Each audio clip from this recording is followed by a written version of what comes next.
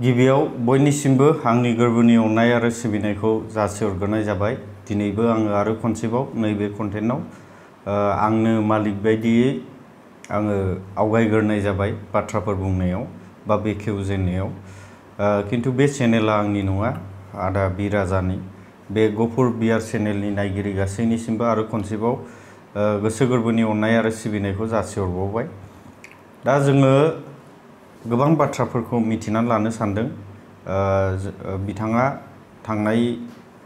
भिडिअफोरावहाय माखासे बाथ्रा बुंदोंमोन, जे ट्रेनिं लानायनिफ्राय लानानै गोबांथार बाथ्राखौ बिनि बादै फोरमायथिगोन होननानै बिथाङा बुंनाय जादोंमोन। दा दिनै जोङो मिथिनानै लागोन जाहैबाय बेफोर गासिखौबो दोनथ'नानै, माने बेफोर गासिखौबो सोङोब्ला भिडिअआ बहुद गोलाव जागोन आरो गोलावब्ला सोरहाबा इमारजेन्सि दसेल' नायनो ओरैनो 10 मिनिट 15 मिनिट बेबायदिल' टाइम होनो हायो। बयहाबो मोनसे खामानि थाजोबो। बिनिखायनो फैबाय थानाय समफोराव बे ट्रेनिंनि माखासेफोरखौ बिथांनिफ्राय मिथिनानै लानो हागोन। बे बाथ्राखौ मानि थाखाय फोरमायनाय जादों होननानै बुङोब्ला दिनैनि जे थासारिखौ लानानै आरो NDFBफोरा बेसेबां खस्थ' खालामबोदोंमोन, बा एबसुनि स्केला बेलेग थांबाय, अब्लाबो आङो बिथांमोनखौ बुंनोसै बिथांमोनाबो बेसेबां सेक्रिफाइस खालामबोदोंमोन, NDFBआबो सेक्रिफाइस खालामबोदोंमोन। बहुद बेबायदिनो जोङो गावनि आंगोखौनो खोमानानै लाबोनोबो गोनां जादोंमोन, जिनाहारि जाबोदोंमोन। ओमफ्राय दिनै जोंनि फिथाइया मा मोनफैखो, माने बेखौ रियेलाइज खालामनानैनो बे बाथ्राफोरखौ फोरमायथिनाय बा फोरमायथिबाय थानाय जादों आरो। दा दिनैबो जोङो मिथिनानै लानो सानदों जाहैबाय, गारबोनाय जाथायफोरखौ लानानैनो जोङो दिनैबो मिथिनानै लागोन। दा गिबियावनो आदानिफ्राय जोङो मिथिनो लुबैदों जे नोंथाङा माब्लाबानि समाव बेबायदिनो आर्मि पुलिसफोरजोंहाय मोगा मोगि जानानै गावलायलायनाय बेफोरबायदि नोंनि जिबनाव रेकर्ड दङ नामा? खुलुमबाय बयनिसिमबो। दिनै देरहासार इस्लारिया आंनाव सोंबाय, आं दा बेखौनो देरहासार इस्लारि सोंनायखौ लोगोसे रायजो राजानो आङो NDFBनि जोहोलावफ्रा बा NDFBआव थायोबा सोरबाया खस्थ' मोननायबो दं, सोरबाया खस्थ' मोनैबो दं, आरो सोरबाया ओरैबायदि दिनै आथिं गैयै, आखाइ गैयै, सोरबाया मेगन गैयै, सोरबाया माने देहानि माखासे खैफोदाव दिनैसिम दं। दा बेखौनो आङो जेसेबां माबायाव ट्रेनिङाव फारसेनिफ्राय बुंलांबा गोबाव लायो नालाय, दा बेखौनो आङो बुंनो सानदों। जेब्ला जों ट्रेनिं लाबाय थादोंमोन, फार्स्ट स्टार्टिं माने जाथाय मोननाय आरो जेब्ला जोंनि ट्रेनिङा खमावबो सप्तासेसो जाबायगोन आरो, सप्तासे बा 10 दिनसो थांबायगोन आरो ट्रेनिङा। बे समाव जोंनि NDFBनि दैदेनगिरिफोरनि बिसोरनि माने हिन्जावफोर दंमोन, जोंनि दैदेनगिरिफोरनि माने NDFBफोरनि माबाफ्रा सोरबाया माने गथ' गोरलै गोनां, सोरबाया बिदिनो देहायाव गोनां, बिदिनो खमावबो फेमिलिफ्रा बै जोंनि माखासे दाङाबाजियाव जायगाफ्राव थानो हायिफ्राव माने गावजों गाव सोरजोंबा सोरनिबा हिन्जावनो उमुगनि हिन्जावनो होनलायनाय माने गावजों गाव नागारलायनाय जादोंमोन सानसे समाव। बे समाव माने भुटान रायजोआव खारनानै थाहैनो गोनां जादों हिन्जावफ्राबो। बे समाव माने बे नामलांनि केम्पआव 10-12 जनसो हिन्जावफोर दंमोन आरो, जोंनि सारमोननि हिन्जाव। ओमफ्राय बे हरनि 9टा 8टासो जाबायगोन आरो। जोंनाथ' माने माबायाव हरनि 8टाबानो माने लाइटआ डाउन जानांगौ नालाय, लाइट डाउन जानायनि उनाव माने कन्टेक्ट फैबाय आरो डिफेन्स दंमोन। बे डिफेन्सखौ मा होनोमोनथाय, जिखुनु जाया राङिदारा बेतबारिनि गोजौनि भुटान माबायाव आरो, बेजों सिदा जायो। बेनिफ्राय जोंथ' माने माबासो दंमोन नालाय ट्रेनिं सेन्टारावसो,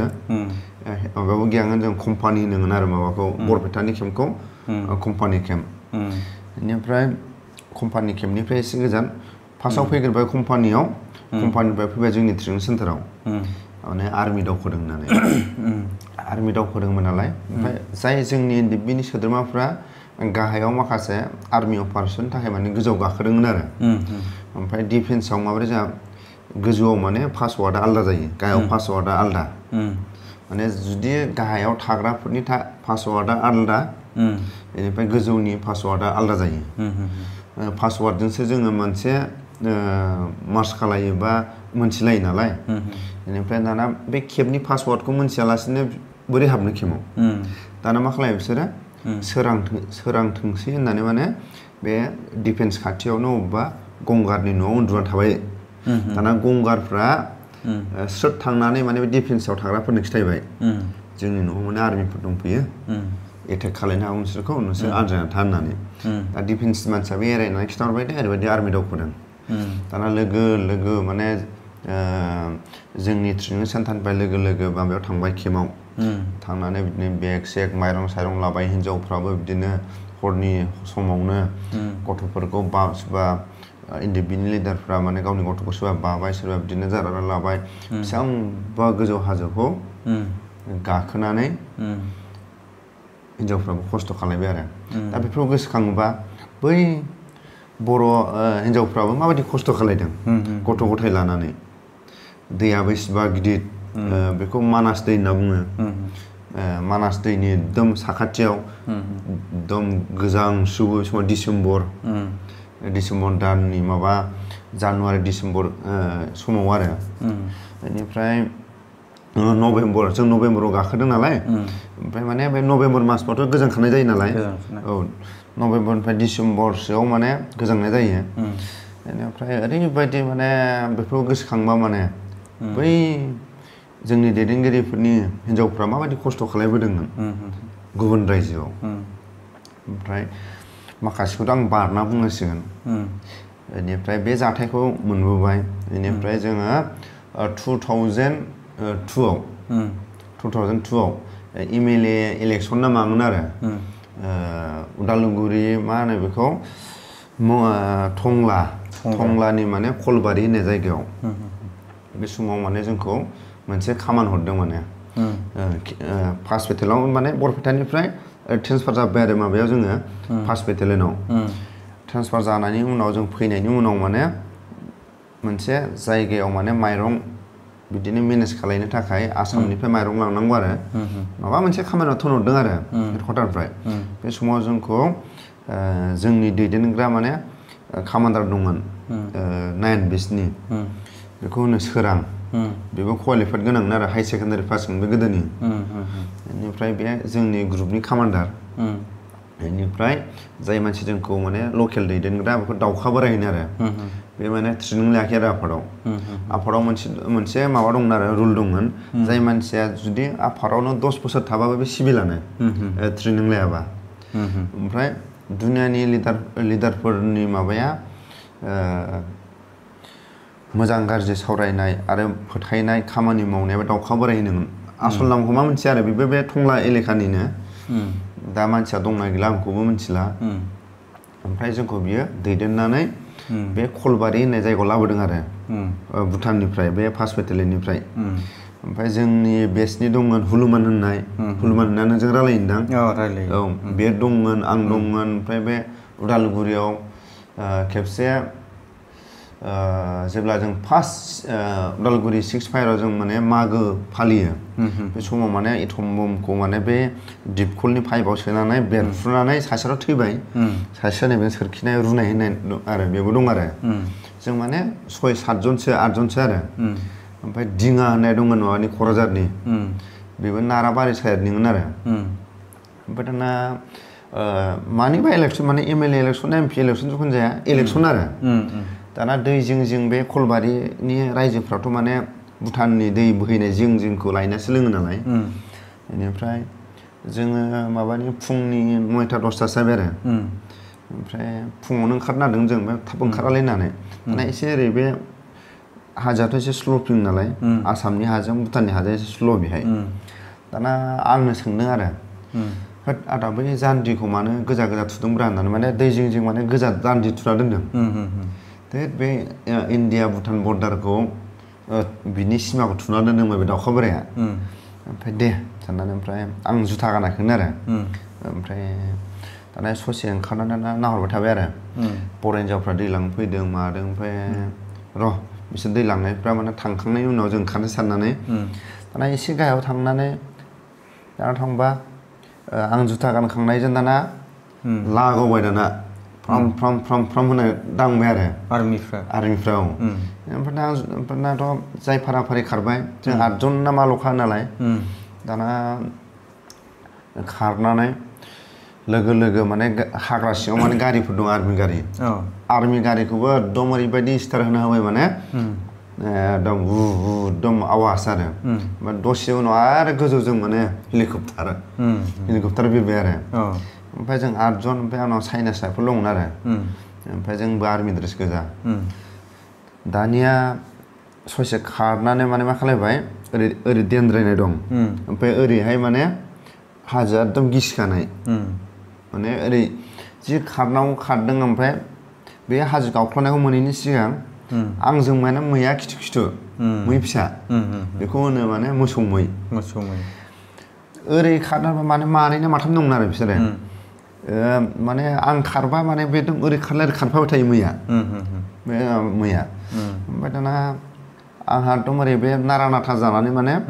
बे मैजों नारा नाथा जानानैनो बे ओरै देनद्रायनांगौ दं ना मा दं आंहा मिथियासै जै ओरै गोलैलांदों गाहायाव खेबसेनो ज्रु थांखाबाय आरो ओमफ्राय लोगोफ्रा माने ओरै गोजौजों खारखोलांबाय दाउखा बोराय मोनहोनाय बे हुलुमान मोनहोनाय जों 8 जन माने आंनि अनगायै माने बिसोर देनद्रायनानै गोजौजों खारबाय आरो आंबो जै गोलैदों माने एकदम गाहायाव सिलायजों मानसिजों माने लुद्रा-फुद्रा गोलैलांबाय दानाथ' माने आं जि जायगाजों गोलैलांदों ओरैबायदि माने अखा दामब्राफोर बायदि मावबाय आरो मावनाय लोगो ओमफ्राय माने 8:30सोआव जादों घटनाया फुंनि 8:30सोआव ओमफ्राय दाना आङो ओरै गाहायजों ओंखारनानै आरो गोजौआव गाखोफिनबाय आरो ओमफ्राय आं माने बिसोर जि हाजोजों खारखोदों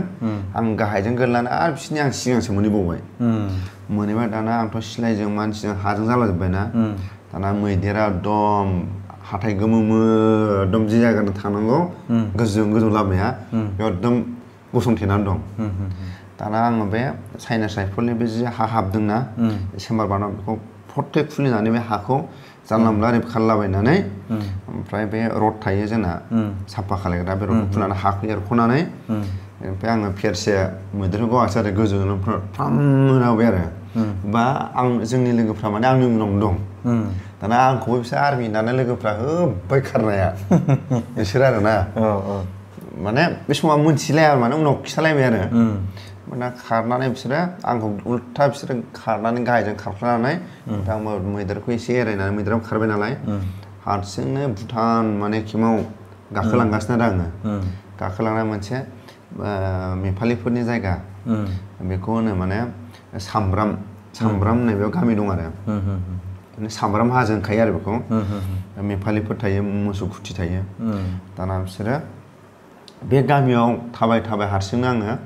सिगां माने मथा मथि हरनि 7:00-8:00 जाबाय आरो बे जायगायाव मोनहैनाया लासै माने ओरै एराय ओमफ्राय ओरै गोजौ गाखोनो सानो माने 8:30निफ्राय माने 1:30सिम माने बिसोर बेंस'दों आरो जोंखौ खिथु होसोबावदों आरो आर्मिफ्रा थांनानै ओमफ्राय जेब्ला आङो सहैना दाना मोसौफ्राथ' गिदिर माबासिना बिसिना गोजौआ गिदिरखौ मा मोसौ होनो बिदिखौ जार्सि नङा ओरै हाग्रानि मोसौ बायदियालाय बेखौ गोजौ ना बिसिना बेनिफ्राय मोसौफ्रा उन्दुना दं आरो ओमफ्राय ना बेयावबो आर्मिफोर दं नामाब्रा साननानै आङो थाङासै मोसौ बारियाव हाबनानै आङो मोसौआ माने बिदिनो 50थासो दं आरो मोसौ खुथि नालाय मोसौ खुथिया आराम जिरायनानै थाबाय आं दसे थानानै खोनासंनानै आं माने बेयाव मा दं मा गैया माने बे नेपालिनाव गाइखेर दाखाफोर बा माबा मोनसे थाखायो नालाय बिसोरनाव दै होननाय थायो बेनिफ्राय बेखौ जागोन हयथ' ओंखाम बिनानै आं जानानै खेमाव गाखोलांसिन आरो ओमफ्राय दाना बे समावनो आं मोसौ बारियाव थानायाव 5-10 मिनिट थाबा जोंनि बे माखासेया लारिन थाबायबोगौ आरो बे साना आर्मिफोरसो माथो सानबाय आंबो थैसिगोन लागावखागोन आं सानबाय आरो दाना कामान्डारा माने बे सोरां होननाया गाहायलै मथा मथि 4.5 फुट बा 5 फुटसोल' दं आरो मानसिया 5 फुटबो जाया माने गाहायथार आरो ओमफ्राय दाना लास्ट ओमफ्राय दाना एसे थांगोनानै आङो ओइ सारमोन होनना बुंबाय आरो दाना बिसोरो दाना एकदम बिसोर आंखौ माने गोबा खुंबाय आरो बिसोरो नोंखौ जोङो थैबाय होननासो मोनथिबाय थैबाय होनना जोङो सानदोंमोन नोंखौ आरो नोंनि जि जायगाजों खारदों बेयावनो एसेबां अखा बायदि गावदों नोंनाव नाङासो होननानै बिनिफ्राय आंखौ गोबाख्रुबबाय आरो गोबाख्रुबनानै ओमफ्राय रायलाय होनलाय जों माने बिनिफ्राय दस्रा मार्च खालायबाय आरो फार्स्ट बेटेलियनाव थांनांगोन आरो ओमफ्राय गासैबोथ' बे थांनाय मानायखौ जों रायलायजोबनो हाया नालाय बे सेकेन्ड जाथाय आरो बेनिफ्राय सेकेन्ड जाथायनि उनाव जों माबायाव आलफाजों जों माने माबायाव बे कामरुपाव जों खामानि मोनबाय थायो खामानि मोनबाय थानायाव बेयावबो माने जोंनि 12 जन जोंनाव 12ता थाखायो माला बेनिफ्राय आलफानिया 15 जनमोन मोनसे जों ग्रुप थायो आरो ओमफ्राय आरो गाहायावबो जोंनिनो आफादनि मानसि थाखायो बे समाव माने ओरैबायदि जानाय लोंनायनि थाखा फैसानि अभाब ओमफ्राय जों बे समाव जों माने बर'फोरनाव थानो हाया बे नावकाटा एलेकायाव जों हारसाफोरनावनो जोङो आलफाजों थानो गोनां जादों आरो बे समाव बेयावबो जोङो भुटानाव जेब्ला जों गाखोलाङो माने जों सेलेन लांनो फैयो मुलि लांनो फैयो माने मोनाबिलिनि 4:30निफ्राय थाबायोबा अखानायै जों मोनाबिलियावसो मोनहैयो माने भुटानाव ओमफ्राय बै दावरायझार होननाय जायगायाव माने एम्बुस थायो बे समावबो माने माबानि आलफानिया सासे गावख्लायजादों बे सासे गथ'खौ माने बोसोरसेबो जायाखैमोनदां बे गथ'खौ खस्थ' मस्थ' जों लाना खारनो मोननाय जादों आरो आलफानि माबाखौ हिनजाव बे बिमाया आलदा खारबाय गथ'आ आलदा खारबाय बिदि जों जाथायबो जादों आरो बेनिफ्राय माब्रै जाथाय जादों माब्रै माबा खालायदों आरो माब्रै जों खस्थ' खालायदों बेखौ जों ग्रोब खिथाबा बे मोनसे जाथाय आरो ओमफ्राय फिसा फिसौ माने जालाबाय थानायाथ' जों अबेबा लोगो मोननाय लोगो मोनि अबेबा जों माने दिखाजुलिनि माने फरेस्टफोरखौ माबायदि होसोदों बेखौ जों उननि समाव जों खिथागोन बेनिफ्राय लास्ट जाथायाव माने आंहा बिसनाथ सारियालियाव जाहैदों आरो माने आं गोदो जोंथ' माने केमाव थाबा इंलिस फिल्मल' देखायो इंलिस फिल्म माने बे चाइनानि गाज्रि इंलिस फिल्म नङा आरोना माने माखासे इंलिस फिल्मा हारिनि माखासे माने आर्मिफोरनि थिग बिदिखौ माने मोनाबिलिनि 4:30निफ्राय 8:00सिम देखायो आरो केम्पफोराव बे समाव माने फिल्मफ्राव नुयोन आरोना जेब्ला गुलि गावो माने हाफ्रा फोरलाब थांनायाव बा हाग्रा दंफां दालाइफ्रा बायनाय बिदिनो आरो 2000 भुटान एटेकनि माने भुटान एटेकआव जों दं नालाय भुटान एटेकफोरनिखौ उनाव खिथालांसै ओमफ्राय आंनि माने देरसिन माने जाथाय जानायखौ आं लास्ट बेयाव खिथानोसै आरो माने बिसनाथ सारियालियाव बे समाव माने आफादा ओरैबायदि माने अभाब जादोंमोन नालाय भुटान एटेकनि उनाव ओमफ्राय जों सासे बर'आनो बिसनाथ सारियालिनि माने सरखारनिफ्राय बियो बान्दो मावनो होननानै फैसा लाबोदोंमोन आरो 3 लाख ओमफ्राय बे MLA निफ्राय जिथु फान्ड लाबोनायखौ बे बर'फोरनो दंग' मावना होनांगौमोन आरो बिसनाथ सारियालियाव ओमफ्राय बे खामानिखौ बे मावाखै नालाय दा रायजोबो मावोबा बे थाखाखौ हारसिंबो 3 लाख जानो ओमफ्राय जों सानबाय आरो माने बेनिफ्राय फैसाखौ 2 लाखसो लानानै रायजोनो 1.5 लाखसो जोङो फैसाखौ होनानै बे जाय मानसिया लाबोदों बेबो जाथों ओमफ्राय जों माने एसे सलिनो आन्था जों माने 10-20 हाजार बिदिनो लांगौमोन आरो दाना बे बर'आ मा खालामबाय जोंखौ गाबोन फुङाव लांफैलाय नांबाय फैसाखौ लांनो फैनायानो आर्मिसो एम्बुसाव दोनबाय आर्मि एम्बुसाव दोनबाय नालाय ओमफ्राय जे जायगाया बुस्थुआ ओरै खारख्लायनाय माने दै दंमोन आरो ओमफ्राय बे समावथ' माने 6 फायारबो लाहां माने सावरायगासिनो दंमोन नालाय ओमफ्राय जोङो बर' गामि ग्रोम-ग्रोमखा नालाय आरो लेंहरखानाय गामिफ्राव लांनो फैदो फैसाखौ होनबाय नालाय ओमफ्राय फोथायनाय मोनसे थायोना ओमफ्राय जों बाइकजों फैदोंमोन आरो माने आंनो सालायदोंमोन ओमफ्राय बरपेटानि आमथा दंमोन ओमफ्राय माबायाबो बे इयामायाबो माने ब्रेक गैया माने फ्लासखौ हमनानैसो जों माने बन्द' खालायो आरो गियाराव होनानै फ्लासखौ माबाबाथ' थाबथायोना गारिया दाना एसे खारख्लायनायाव माने मा खालायबाय माने आंथ' बे माबाखौ एखेखौ हरदों आरो ओमफ्राय लोगोनाव माने बेगाव ग्रेनेड सेनेड दं आरो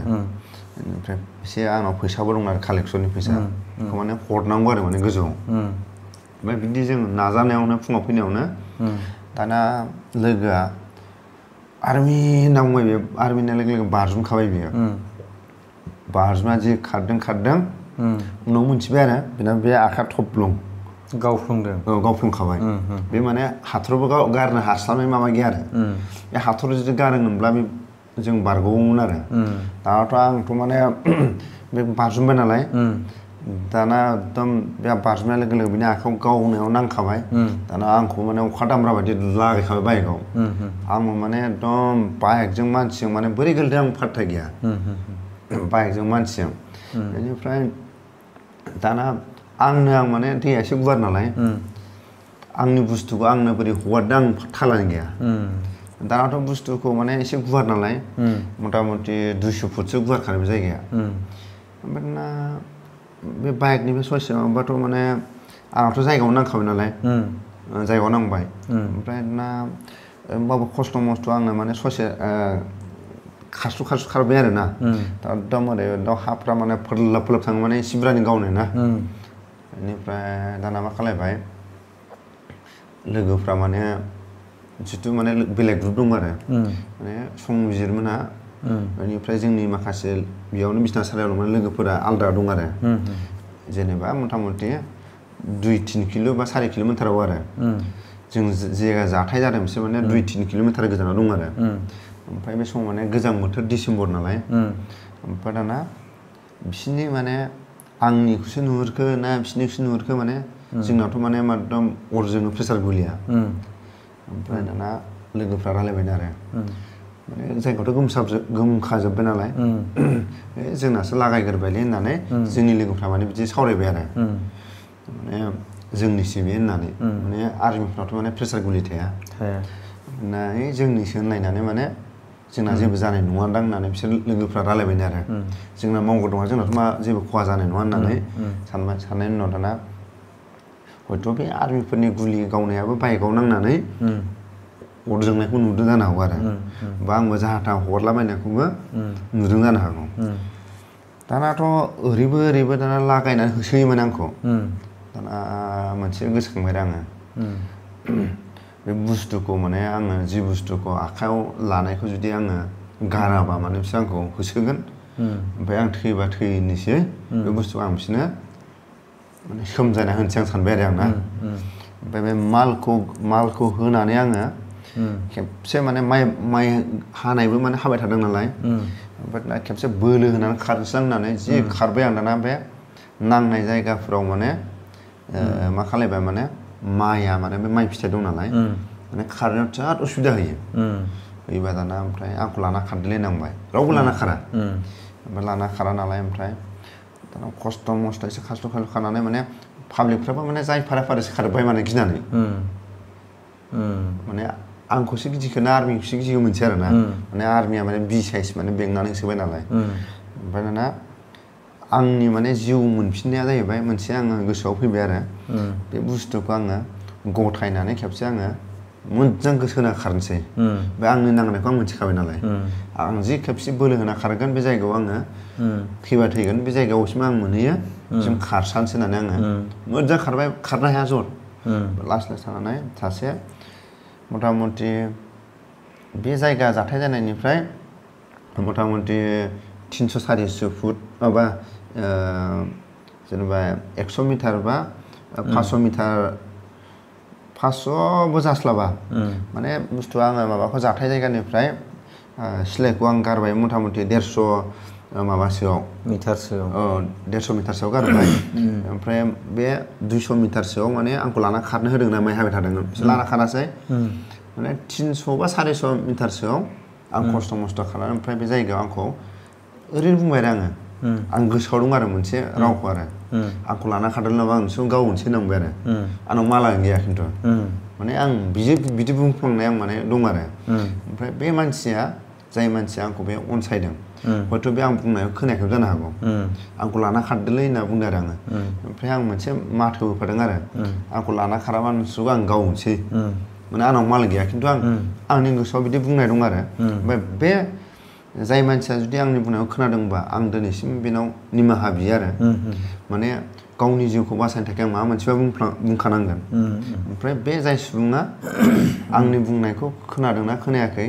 खोनायालासिनो जुदि आंखौ अननानै बे लाना खारदोंबा बिनि सायाव माने आं दिनैसिमबो गोजोननाय बेनो हरो ओमफ्राय आंखौ लाना खारनानै उनाव आंनि लोगोफ्रा लोगो मोनहैबाय आरो लोगो मोननानै ओमफ्राय बिदिनो आंखौ बानानै माने हाजोआव खारखोबाय आरो दाथ' आर्मिफ्राथ' माने गाखोगासिनो ओमफ्राय आङो सानबाय आरो लोगोफ्राथ' गोजौआव दोननो नागिरदों आंखौ हाजोआवनो ओमफ्राय आं मोनसे गोसोआव माने एक्सपिरियेन्स फैबाय आरो मोनसे जंगल ट्रेनिं जोंथ' लाखानाय नालाय बेयाव मा खालायबाय आंखौ गोजौआव दोननाङा आंखौ गाहायावनो दोननानै उल्था माने जोङो बे नगदा होननाय जायगाजों माने जि जायगायाव माने आर्मिफ्रा फैयोबा बे जायगायाव माने दलं दं आरो आर्मिफ्रा बे जायगाफ्राव माने गारि गुराखौ दोननानै बेनिफ्राय थाबायलाङो माने बे जायगायाव माने बारा माबा खालाया आरो सेकेन्ड खालामा औ ओमफ्राय हाजो जिङावसो बिसोरो एकदम बिराद डिस्टार्ब खालायो बे जायगायाव माने थायो होनना मिथिया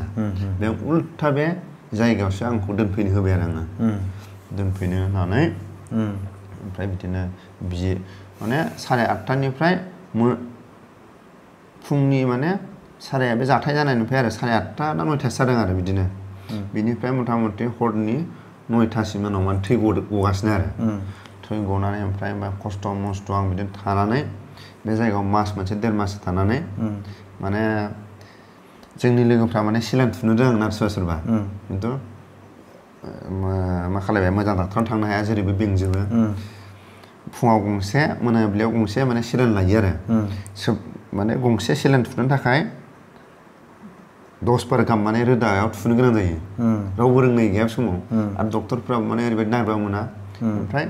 जाय डक्टरा आंखौ बिजि होबाय थादोंमोन ना बे नगदायाव ओरैबादि माने खागदावनानै माने सास्ति होदों माने बर'फोरनि बे हादान जानायाव माने डक्टर मोजां डक्टरमोन आरो बियो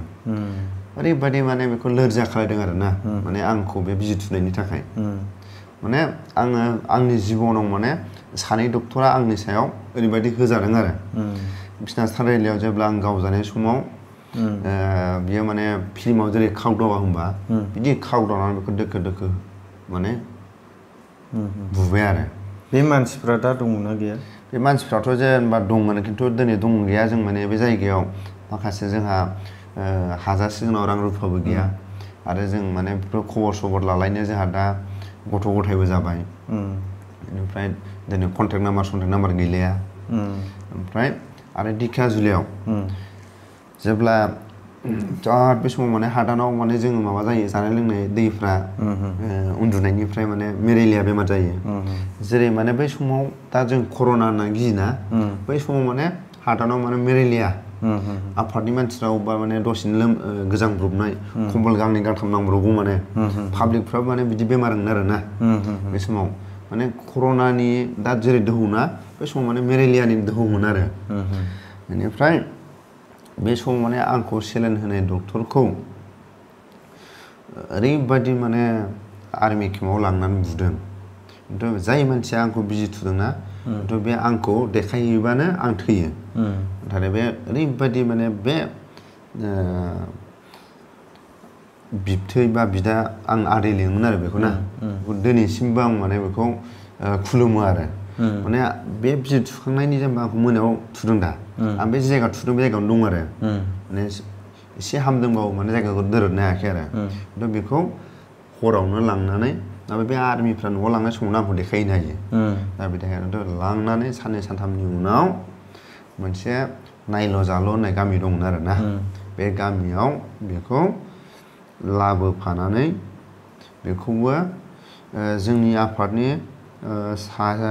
सासे थैदों बेनिफ्राय पाब्लिक मास्टार मावोमोनलै बे जायगायावनो पाब्लिक गावफादों आरो बे जायगायाव माने नायल' जाल' माने बिसोरो नयगड़ ना मा दंमोन गामिया नायल' जाल' गामि आरो ना बेनिफ्राय बेयाव डाइरेक्ट माने बे आफादनि मानसिखौ गावखाबाय गोलैखाबाय माखासेफ्रा जाय फाराफारि खारबाय थानानै बे पाब्लिक गावखाबाय बे समाव बे जाय आंखौ बिजि थुदों डक्टरना बेखौ सासे बर' पुलिसा जोगगासिनो जोंना माने खारनो होदों जाहैदों आंनि खोनानायाव आरो ना ओमफ्राय सोरबाया बुंदों आरो थैबा थैगोन आं होननानै एकदम मेगन मेसेबां खारखादोंनो आरो ओमफ्राय आरो सोरबाया बुंदों माने बेखौ खिथायाव जोगगाजोंनो बर' आर्मि जाहैदों आरो बियो खार होननानै बेखौ माने बे माने गावलायनाय समावनो खिथायाव जोंना खारहोदों आरो माने बिदि जाथाय मोनदों आरो ओमफ्राय जेब्ला आं ट्रिटमेन्टआव थांदों बिसनासारिनिफ्राय गुफुराव आंनि जोनोम जायगायाव आं हाबहैदोंमोन आरो ओमफ्राय आंनि जोनोम जायगानि जायगायाव थानानै ओमफ्राय आंखौ माने ओरैबायदि माने लोगोफ्रा माने बानानै बेनिफ्राय बानानै माने मा खालायबाय उन्दुबाय हरसेखौ ओमफ्राय बिनि अखानायै आंखौ लोगो लोगो आर्मिफ्रा होसोलांदों आरो ना होसोलांनायाव ओमफ्राय सासे बर' आर्मिया चक्लेट होना सोंदों जाहैदों आरो माबा नानि बेहाय लेंग्रा मानसि फैदों नामा होननानै ओमफ्राय बे गथ'आ खिथादोंमोन आरो ना बैसिनाव लेंग्रा फैदों मैया होनना खिथादोंमोन आरो खिन्थु बे बर' आर्मिया खिथासेयाव माने मा सानफिनखो माने लोगोफोरखौ बेखौ गावनि लोगोफोरखौ लाना थाङासै आरो ना होमबाबो आं थांग'खाबाय आरो आं माने मथा मथि बे जायगानिफ्राय आङो अरुणाचल बर्डार मोनहैखाबाय आरो आलुफारानिफ्राय ओमफ्राय माने आंखौ होसोबाबोसो मोनखालांगोन ओमफ्राय आं माने स्कुलनि एकदम नेबथाय सेबथाय खालामनाय समाव अरुणाचलखौ बारनो थाखाय फार्स्ट नांगौ नेबथाय सेबथाय खालायनानै माने एकदम स्कुल ड्रेस गाननानै माने एकदम बै डिक्सनारिखौ लालायनानै माने बारनानै आं थाहैदों आरो अरुणाचलाव बे अरुणाचलावनो आङो जे अरुणाचल सासे गुफुरनिनो गोजोन फोथारनि प्रदीप होननाय बिराद रेसपेक्ट होदों माने गिबि माने गुफुरनि कम्पिउटार साख्रि मोनजेननाय आरो अरुणाचलनि नेरेसाव सेन्ट्रेलनि साख्रि मोनदोंमोन आरो बियो फार्स्ट गुफुरनि कम्पिउटार साख्रि मोनजेननाय कम्पिउटार क्लास फोरोंनो हानाय गुफुरनि सासे सोद्रोमामोन आरो बे प्रदीप होननाय बेखौ आं दिनैसिमबो माने बावा ओमफ्राय माखासे जुदि आं बिसोरनि सायाव माखासे जेनेबा सनमान होनो माबाफोर समाव अबेबा समाव जुदि होनो रोङाखैबा आं बेखौ आङो निमाहा बियो बेनि अननायाव आंनि ट्रिटमेन्टआ मावजादों आरो बे जायगासिम आंहा माने आंनि मोदोमाव गुलि हाबना दंहैयोमोन आरो गुलि फिसा फिसा बायफ्लेना आंनि माबाया मोदोमाव दंमोन आरो खमावबो 2-3 माससो 4 माससो आंनि मोदोमाव गुलि फिसा फिसा दंमोन आरो गावफ्लेनानै हाबनायफ्रा ओमफ्राय बे प्रदीप होननाया आंखौ बेहा मोजांमोन अल अरुणाचल भलन्टियार सिनानि फरायसाफोरजों माने अरुणाचलनि फरायसाफोरजों बे खाथि रिलेसन दंमोन आरो बे समाव माने अरुणाचलनि माखासे संगठनफ्रा आफादफ्रा माने आफाद दानो थाखाय दा एनडिएफबिनि सोद्रोमाफोरखौ खाथियाव माने नागिरबाय थादोंमोन आरो बे समावनो आं माने अरुणाचलनि फरायसाफोरनि अननायाव आंनि ट्रिटमेन्टआ जाफुंदों आरो जाफुंनायाबो ओरैबायदि मोनसे माने एक्सपिरियेन्स गोनां होनांगोन अरुणाचलनि माने फरायसाफोरखौ आरो ना जेब्ला आंखौ लांसिगोन बे समाव माने फरायसाफ्रा गारि बन्द' खालायदों दखान सखान बन्द' खालायदों बेनिफ्राय माने बै जाय मानसिया आंखौ ट्रिटमेन्टआव माने डक्टरनाव लांगोन बे कन्टेक्ट खालायखानानै बे प्रदीप होनायनि दैदेननायाव जाजोबदों आरो गासिबो माने बे डक्टरजों कन्टेक्ट खालायखाबाय ओमफ्राय फरायसाफ्रा मोनसे प्लान पलिसि खालायनायखौ आं नुहुरदों आरो माने आंखौ लांगोन टाइमाव गारि गुरा बन्द' माने 2-3 घन्टासो बन्द' खालायदों बिसोर मानिबा मोनसे जाहोन लानानै बन्द' खालायफ्लानानै आंखौ लोगो लोगो मेडिकेलाव बन्द'मोन आरो थ्रोब सोबाय रावबो गैया थ्रोब सोबाय ओमफ्राय बिदिनो माबायाव आल्ट्रासाउन्ड नायबाय दाना फिसा फिसा दं लोगो लोगो बे फिसा फिसाखौ बख'नानै बेनिफ्राय माखासे बिदिनो केलसियामनि बेन्डेज फाननानै ओमफ्राय बे अरुणाचलनि फरायसा आफादानो आंनि थाबायग्राखौ बायना होदों आरो माथ' थाबायनो हाया नालाय माने ओमफ्राय बे थाबायग्राखौ बायना होदों आरो होमबा दिनै एनडिएफबिखौ माबायदि अनोमोन गुबुन स्टेटनि फरायसाफ्राबो दा आं बेखौनो बयनिसिमबो खावलायो माखासे आरो फिसा फिसौ बे जाथायफोरखौ आं खिथायासै माने बहुद बिदिनो माने मोगा मोगि जाबोदों खारलायनाय बेसेबांबा 2 थाला गोजौफोरनिफ्राय जों बारजुमनानै खारनाय माने हादानावथ' 2 थाला टिस्टन बानायोना मोदेरनो बेफोरनिफ्राय जों बारजुमनानै खमा थमा जोलायनानै माने बारजुमनांगौलै बेनिफ्राय नों फैसा 1000 होगोन नांगौबा नों बारजुमनाय नङा ओमफ्राय बै समाव 2 थाला बिल्डिंनिफ्राय बारजुमबा जोंहा जेबोआनो जाया माने बिदि जाथायखौ जों मोनबोदों आरो ओंखायनो आङो बयनिसिमबो बे आंनि जिथु मोनबोनाय आरो फिसा फिसौ जाथायफोरखौ आरो भुटाननि माबाफोरखौ आं उनाव खिथालांबाय थागोन ओमफ्राय दा आं सारखौ माने खावलायो जों जेरै खस्थ' मोनबोबाय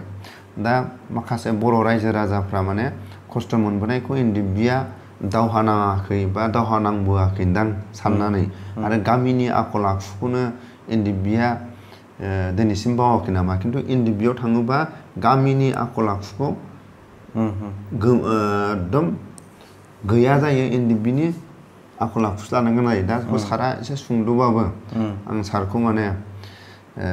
बुंनानै होजानो लुगैयो सुंद'बाबो बै समाव नों खोनाबोदों एनडिएफबिनि माखासे सोरबा बायदिया दिनैसिम गोसोफ्राव गाज्रि मोननानै जेराव थाग्राफोरखौ बैफोरनि माबाखौ गामिफ्राव माखासे सोरबा बायदिया एना एनि थानायफ्रावनो खिजानो दिनैसिम बिसोरो गोदोबो बिदिनोखा होननानै जेराव थाग्राफोरनि थाखाय सोरबा सोरबा सहाय बा नायफैनो लुगैया खोमा नाथाय बिदिखौ बर' रायजो राजाया मालाबाबो दासान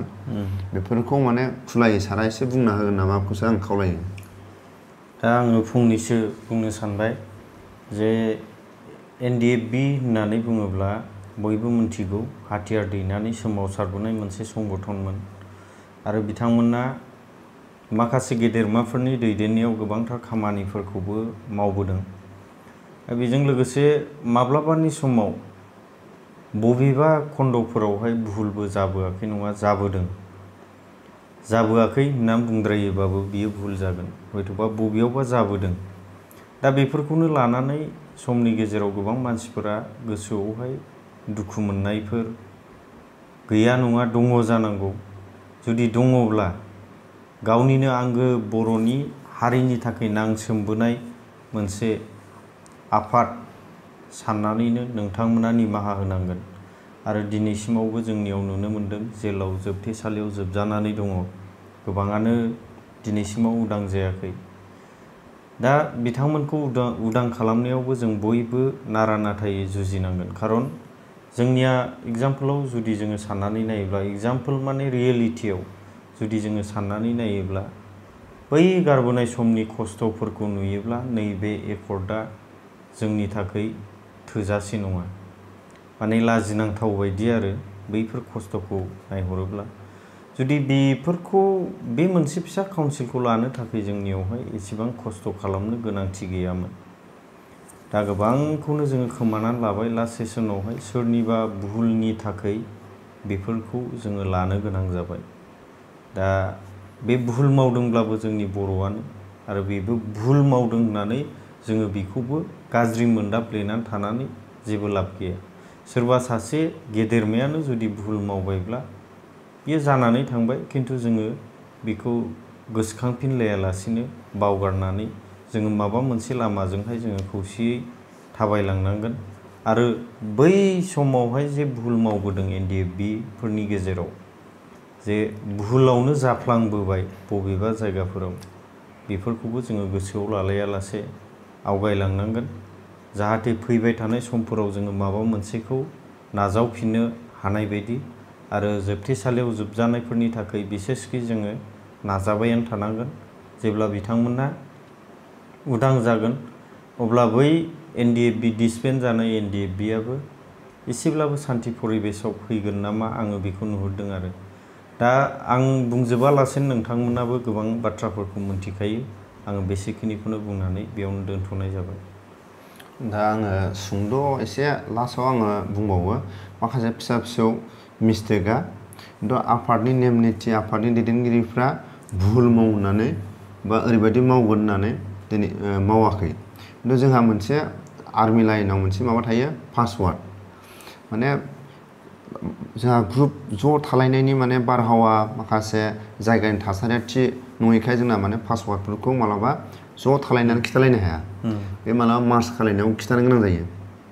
जुदि नों 30 जना जुदि रायलायनानै थाबाय बेसे गोजान जायो बा नोङो बुंबाय आंनि सिगाङाव बै सिगाङाव जिरायनानै दै लोंगोन आरो आं बै सासेनो खिथाबाय बै सिगाङाव आर्मि माबायाव बे दैखौनो बै जिरायनानै दै लोंगोन होननायखौनो बे आंनि जायगानि आं खिथाबाय दे बै सिगाङाव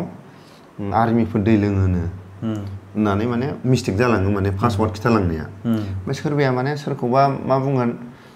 माने साबानि सिगाङावबा मिस्टेक जायो माने अबेबा समाव बै सिगाङाव आर्मि दंनो होनना बुंबा बै सिगाङाव आर्मि गैयानो बिदि माने मिस्टेक जालाङो अबेबा पासवार्डआ बेफोराव माने माखासे भुल जायो बेनिफ्राय अबेबा ओरैबायदि बेखौ पानिस हो ओरैबायदि भुल खामानि मावदोंनो होनबा बेखौ माने अके टुकेफ्राथ' गासिबो माने टावारनि थाखाय मिस्टेक जायो नालाय बे माखासे अबेबा फिसा फिसौ भुलफ्रा बे पासवार्ड माने मेसेज होलायनायाव मिस्टेक जादों आरो फिसा फिसौ अबेबा भुलफ्रा खिन्थु आफादनि लिडारफ्रा बिदि माव आफादनि रुलाव बिदि दं बिदि गैया माने खिन्थु पासवार्डआव माने भुल जालाङो माने बै सिगाङाव थांनानै सारनो सियार मोजां होनानै बसायनानै दोननांगौबा बै सिगाङाव सियारखौ माबानानै अबेबा गारहरनांगौ होननानैबो बिदि मेसेज माने लास्टआव बिदि खोनाहैयो माने मालाबा बेखौ आं माने उनाव स्पस्ट' आं माने जेब्ला सम मोनगोन माब्रै बिदिया मिस्टेक जायो बेखौ आं खिथालांगोन रायजोनि सिगाङाव माने पासवार्डआ माब्रै बे मिस्टेक जायो आरो अके टुकआ माब्रै मिस्टेक जायो आरो फिसा फिसौ गोरोन्थिया जायाखै नङा एनडिबिआवबो जाबोदों खिन्थु बेयो एनडिबिनि दैदेनगिरिफोरनि आरो एनडिबिनि माखासे नेम निथिनि बा एनडिबिनि माखासे रुलाव बिदि भुल जानांगौ होननानै बे गैया खिन्थु माखासे माने आर्मि लाइनाव माने पासवार्डफ्रा खिलिमिलि जानायाव बिदिनो मिस्टेक जायो बिनि थाखायनो आं बयनावबो जोंनि बुंनायाव गोरोन्थि जायोबा जों सानैनि देरहासार आरो इस्लारिनि आंनि बुंनायाव गोरोन्थि जायोबा निमाहा बियो आरो बे जों निमाहा बिनायखौ बयबो निमाहा होगोन होननानै आसा खालामनानै थाबाय।